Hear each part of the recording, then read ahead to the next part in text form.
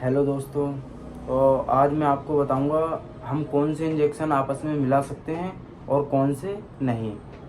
तो सबसे पहले बताऊंगा कौन से मिला सकते हैं। तो चलो शुरू करते हैं। सबसे पहले तो हम देखेंगे एक एसिलोक और मेट्राक्लोप्रोमाइड। एसिलोक एक ऐसा इंजेक्शन है, सिर्फ मेट्राक्लोप्रोमाइड के ही साथ मिला सकते हैं हम, अदरवाइज़ किसी के साथ नहीं मिला सकते। एक ऐसा इंजेक्शन ये बना है, इसी के साथ मिला सकते हैं। एसिलोक को हम और किसी के साथ नहीं मिलाते। उसके बाद आता है एविल और डेक्सोना। एविल और डेक्सानो को हम आपस में मिला सकते हैं। एविल और डेक्सा किसी मरीज को लगाते हैं हम, खुजली के भी काम में आता है, वो एंटी एलर्जी जुकाम हो उसमें भी काम में आता है। एविल डेक्सा इस काम आता है अगर किसी कोई चीज़ का रिएक्शन हो रहा है, दवाई उसको मतलब दवाई खिलाई, उसको एक्सपायर दवाई खिला दिया, प्रॉब्लम होने लगी, तब भी दे सकते हैं उसको हम।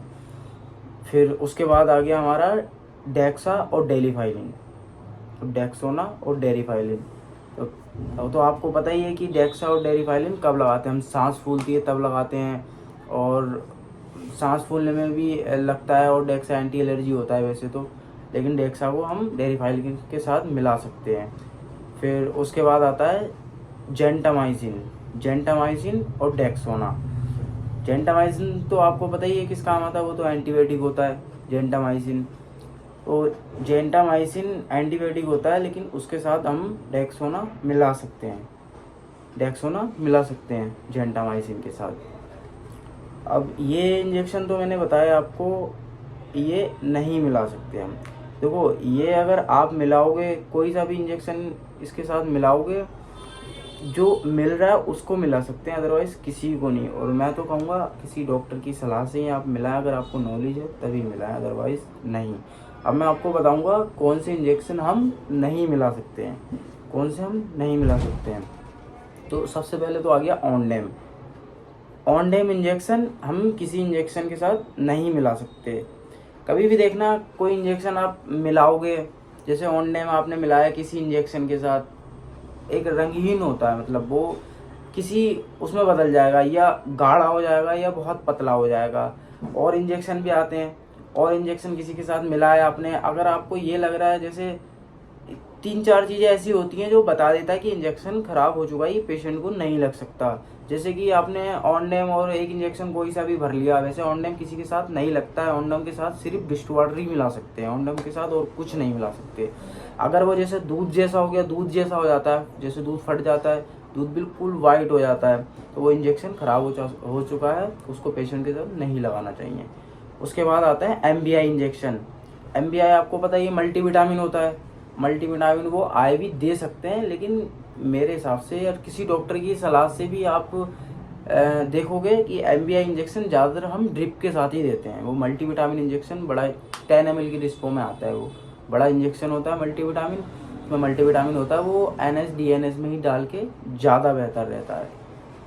तो इसको किसी के साथ नहीं मिला सकते, अदरवाइज DNS NS के साथ डाल सकते हैं। उसके बाद आ गया डायनापार। डायनापार आप देखते हैं, डायनापार आपने लगाया, कोई पेशेंट आया, किसी के अगर कोई लोहा लग गया, कोई पुराना लोहा, जंग वाला लोहा लग गया, तो उसके दर्द भी हो रहा है और टीटनेस भी लगता ही है, टीटनेस भी लगाते ही हैं हम। तो आपने सोचा टीटनेस भी एक बार में लग जाए और डायनापार भी, तो ऐसा नहीं करना कभी भी, ना उनको साथ में कभी नहीं देना। अगर उनको साथ में मिलाओगे तो वो दूध जैसा बन जाएगा, वो इंजेक्शन बेकार हो जाएगा, पेशेंट को दिक्कत आ सकती है। अगर आपने लगा दिया, आपने सोचा दोनों एक साथ लगा दूँ, एक साथ कभी भी मत लगाना, दोनों अलग लगाना। उसके ने सोचा आपको टीटनेस भी लगना है, टीटनेस तो लगता ही है अगर ज़्यादा लोहे की चीज़ लग गई है पुरानी तो। और डायनापार आपने सोचा डायनापार लगा दूंगा मैं, दर्द भी ख़त्म हो जाएगा, तो ऐसा नहीं करना कभी भी। उसके बाद आता है डायनापार और रेनिटिडिन, एसिलोक। डायनापार और एसिलोक आपने सोचा, अब किसी पेशेंट के जैसे दर्द हो रहा है पेट में, तो छाती में दर्द हो रहा है, भारीपन लगता है, कभी गैस से यहाँ पे छाती में भारी भारी हो जाता है, दर्द होने लगता है, तो आप सोचोगे गैस का दर्द है, आपको पता है, तो आप सोचोगे कि डायनापार और रेनिटिडिन मिला के लगा दो, तो ऐसा कभी नहीं करना। वो रंगीन हो जाएगा, या तो गाढ़ा हो जाएगा या बहुत पतला हो जाएगा, उसको कभी नहीं लगाना। उसके बाद आता है पेंटोप। पेंटोप और डायनापार। पेंटोप और डायनापार को हम अब पेट में जैसे कि मैंने बताया, किसी लोग का तो छाती में दर्द होता है। अब जैसे पेंटोप आ गया, अब तुम्हें पता है कि गैस का दर्द है पेट में गैस का दर्द है, और डायनापार भी लग जाएगा और पेंटोप भी लग जाएगा, तो एक साथ मिला के लगाते हैं। तो ऐसा कभी मत करना, उसको एक साथ नहीं लगा सकते हैं। उसके बाद आ गया पेंटोप और एसिलोक। तो पेंटोप उसमें होता है पेंटाप्राजोल, एसिलोक रेनिटिडिन। तो पेंटोप और रेनिटिडिन को हम आपस में नहीं मिला सकते हैं, चाहे पेशेंट के गैस का दर्द हो चाहे किसी का भी दर्द हो, आपस में मिला के नहीं लगा सकते हैं। अदरवाइज़ आप अलग अलग लगा सकते हो बिल्कुल। तो इस चीज़ का ध्यान रखना, आगे बिना डॉक्टर की सलाह से कुछ ना करें तो ज़्यादा अच्छा है। अगर नॉलेज हो उसके बारे में तभी आगे बढ़ें। तो आज की वीडियो में बस इतना ही, आगे मैं बताता रहूँगा। तो इस चीज़ का ध्यान रखें कि अगर किसी भी इंजेक्शन को मिलाया, अगर वो फॉल्ट कर दिया किसी भी चीज़ का, इंजेक्शन मिला के अगर रंग बदलने लगा वो, तो इंजेक्शन ख़राब हो चुका, उसको कभी मत लगाना, पेशेंट को प्रॉब्लम हो जाएगी। तो आज की वीडियो में इतना ही। Like, comment, share. बस, थैंक यू ऑल।